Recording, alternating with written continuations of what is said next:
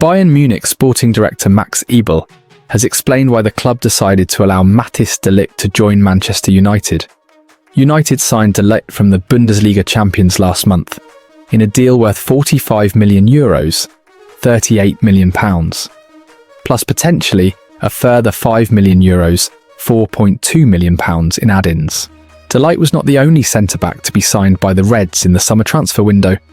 With Lenny Yoro also arriving from Lille, de Ligt made his full debut for United in the defeat to Liverpool earlier this month and scored his first goal as the Reds beat Southampton in the Premier League at the weekend. The Netherlands international opened the scoring for Erik Ten Hag's side in the 3-0 victory at St Mary Cameron. Hess. The decision by Bayern to sell de Ligt was seemingly not popular among the German club's supporters. A petition was signed by several thousand Bayern fans on the change.org petition, something which Eberl has acknowledged. Eberl was asked about why Bayern decided to allow de Ligt to leave the club and join United. The Bundesliga outfit's sporting director also suggested that two other members of the squad, Dayot Upamecano and Kim Min-jae, are more suited to their playing style than de Ligt. I followed it, including the petition. I know that many fans identify with him, Eberl told reporters in a press conference. Nevertheless, I had to make this decision because we also had to sell players. We felt more comfortable with Dayot Upamecano and Kim Min-jae because they can defend higher up the pitch. And then an offer came in for de Ligt. The petition created by Bayern fans urging the club to keep de Ligt acquired more than 70,000 signatures. The possibility of allowing de Ligt to leave the club was described as an absolutely horrible decision. We all want Matthijs de Ligt to stay at Bayern Munich. He has proven that he's a world-class defender, probably the best in our squad, the message accompanied by the petition read. There is a reason why he was elected as our best player in the 2022-23 season. The message later added, selling Matthijs de Ligt would be an absolutely horrible decision and we would definitely regret it. That's why we use our voice to call attention that we will not make this mistake.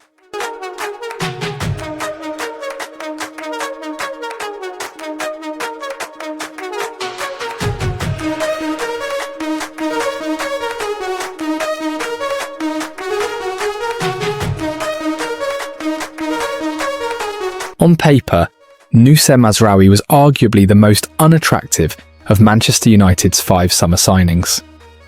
However, on the pitch, he has been their most attractive thus far. The £12.8 million recruit from Bayern Munich produced another accomplished display on Saturday, helping United beat Southampton 3-0 at St Mary's Sayre, with the exception of the 3-0 defeat to Liverpool prior to the international break, in which every United player failed to turn up. The Moroccan international has not put a foot wrong thus far. At £12.8 million, he is already looking as though he could prove to be a bit of a bargain. Deployed at right back for the 4th game running on Saturday, Mazraoui, who previously worked with Erik Ten Hag at Ajax, produced a solid account of himself. As well as being defensively sound, he also displayed signs of being confident enough to venture into attacking positions. It was his quality with the ball, though, that was the most striking component of his performance, up until being forced with 74 minutes, played with what Ten Hag suspected might have been cramp. He completed 86% of his attempted passes, 100% of his long balls, and 100% of his take-ons. His effectiveness with the ball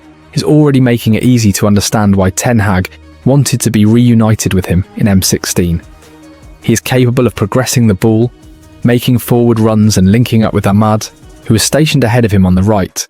He was also strong in his challenges, winning more than half of his ground duels. Defensively, he was very astute. Signed to replace Aaron Wan-Bissaka and to challenge Diogo Dalot at right back, Mazraoui is already nailing his flag to the mast in the quest to become United's first choice right back. Dalot has not played in his natural position so far this season, starting each of United's opening 4 league games as an emergency left back. On Saturday, he was given a testing time by Southampton winger Tyler Dibling and was guilty of fouling him in the first half to concede a penalty, only to be bailed out by Andre Onana, who thwarted Cameron Archer's tame effort. Dalot, despite being forced to play at left-back several times in the last couple of seasons, has struggled to deliver the goods so far this season. He went missing against Liverpool and he could not handle the threat of dibbling at St Mary Tash. He is also restricted in an attacking sense when playing at left back. He's not as comfortable at driving forward as he is on the right, as highlighted by the assist he provided for Alejandro Garnacho to score United's third goal from the right channel of the penalty area. Although the positives outweighed the negatives for United on the south coast, the absence of a left-footed presence at left back was an issue. Both Luke Shaw and Tyrell Malacia are progressing with their recoveries, and the former will be itching to reclaim his place in the team and make up for lost time once he is given the green light to return. Shaw, despite his injury problems, is still considered as United's first choice left back, and it goes without saying that Ten Hag is a huge fan. Once the England international is deemed fit enough to start, he will do. That juncture will see Dalot and Mazraoui jockeying for position at right back. The former has been one of United's most consistent performers throughout the Ten Hag era, but he now has a fight on his hands to remain an automatic starter. Mazraoui has, albeit only 4 games in, made a very encouraging start to his United career, and it would be incredibly harsh on him to be axed from the starting X1 to accommodate a player who, albeit not in his preferred position, has struggled so far this season. However, on the flip side, Mazraoui is considered as a versatile fullback, capable of playing on the right and the left of the back four, meaning he could be tested at left back. If Ten Hag becomes concerned by Dalot's performances, it does of course give Ten Hag options to play with, but Mazraoui's strong start to life at Old Trafford means Dalot is not guaranteed to automatically reclaim the right back spot once Shaw returns. However, it does seem likely the latter will pick up another injury or 2 further down the line, which means a window of opportunity may open up for Mazraoui to audition at left back.